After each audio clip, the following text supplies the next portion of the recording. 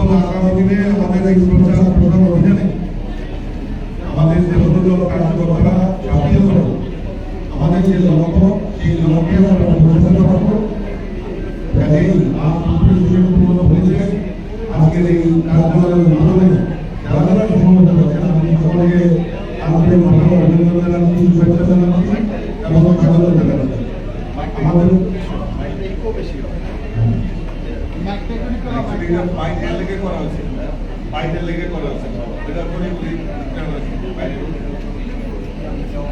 আমাদের যে লক্ষ্য সেই লক্ষ্যে আমরা পৌঁছাবো।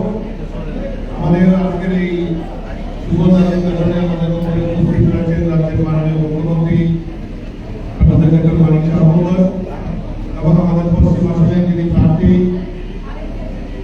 রাজ্যের প্রাক্তন মুখ্যমন্ত্রী আমাদের সক্রিয় শ্রী বিপ্লব কুমার দেব মহোদয় উপস্থিত রয়েছেন। আমাদের নির্বাচন যে টিম হয়েছে সেই টিমের যিনি কনভেনার আদরণীয় মন্ত্রী শ্রী প্রণব নারায়ণ মহোদয়, আমাদের মধ্যে উপস্থিত রয়েছেন আমাদের আগরতলা পৌর নিগমের মাননীয় মেয়র শ্রী দীপক মজুমদার মহোদয় এবং অন্যান্য যারা আমাদের বিধায়ক বিধায়িকা থেকে শুরু করে যারা এখানে সমবেত রয়েছেন। আমি প্রত্যেককে আন্তরিকভাবে শুভেচ্ছা এবং অভিনন্দন জানাচ্ছি। নমস্কার।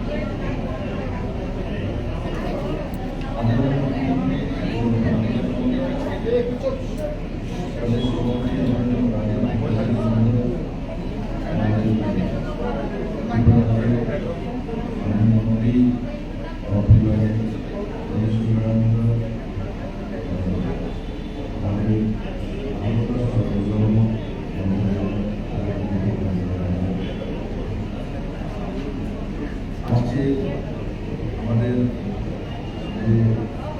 নির্বাচনী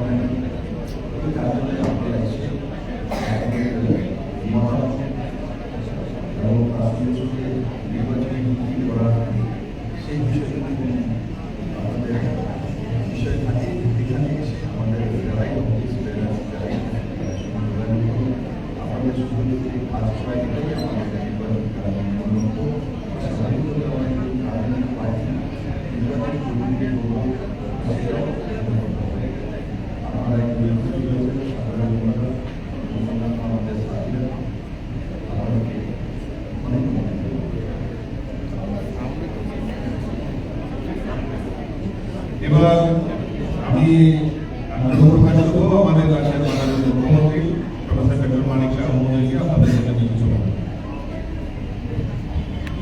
সবাইকে নমস্কার, শুভ সকাল। আজকে একটু আগে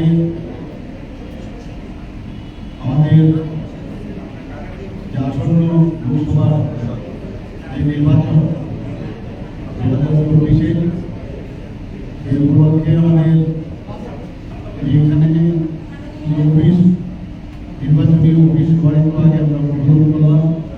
সকালে এখানে আমাদের পুজোপাঠ হয়েছে। সেই উপলক্ষে আমাদের মাঝে উপস্থিত আছেন আমাদের ত্রিপুরা প্রদেশ বিজেপির মাননীয় সভাপতি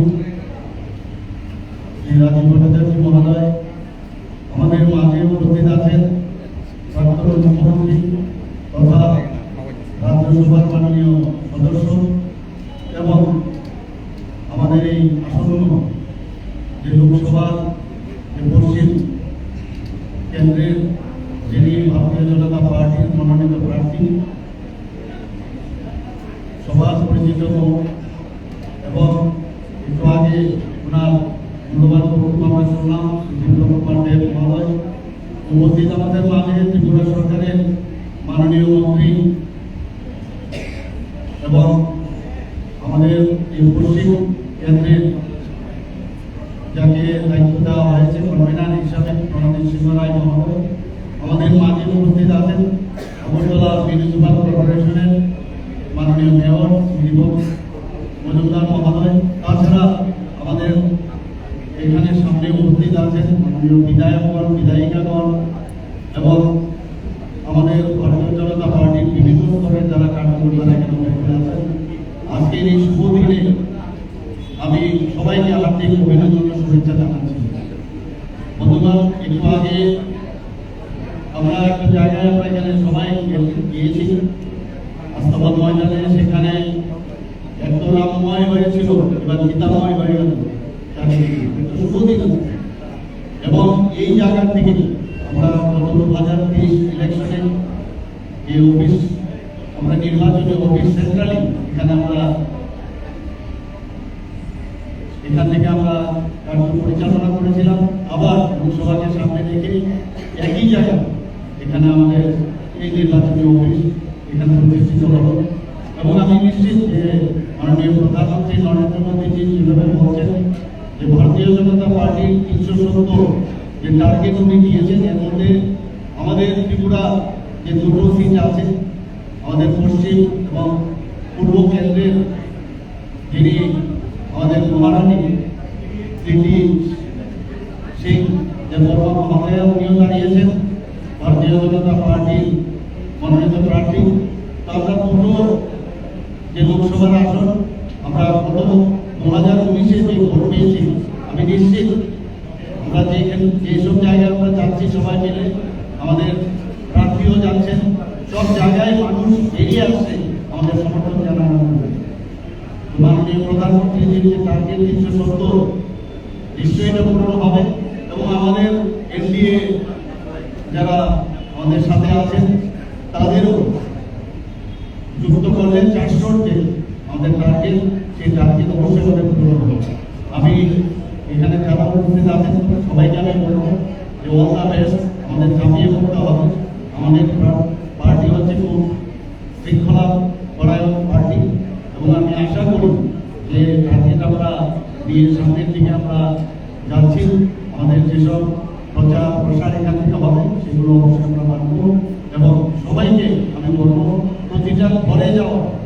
প্রধানমন্ত্রীজি এত বেনিফিশিয়ারি স্কিম করেছেন, মানুষের জন্য কাজ করেছেন, ত্রিপুরা সরকারও যেভাবে কাজ করেছেন এবং প্রধানমন্ত্রী হাত যদি শক্তিশালী আমরা করি তাহলে দেশকে এই বিষয়গুলো নিয়ে মানুষের ঘরে ঘরে যাওয়া, প্রতিটা ঘরে গিয়ে প্রধানমন্ত্রী যে বার্তা এবং ওনার যে আমাদের মাধ্যমে উনি বলেছেন যে গিয়ে বলা প্রধানমন্ত্রীজি আপনাদের কাছে আমাদের মাধ্যমে এসে আশীর্বাদ করার জন্য নিশ্চিত সে আশীর্বাদ প্রার্থনা করার জন্য আমরা সবাই ঘরে ঘরে আমরা যাব। সবাইকে আবার অভিনন্দন ও শুভেচ্ছা জানিয়ে আমি আমার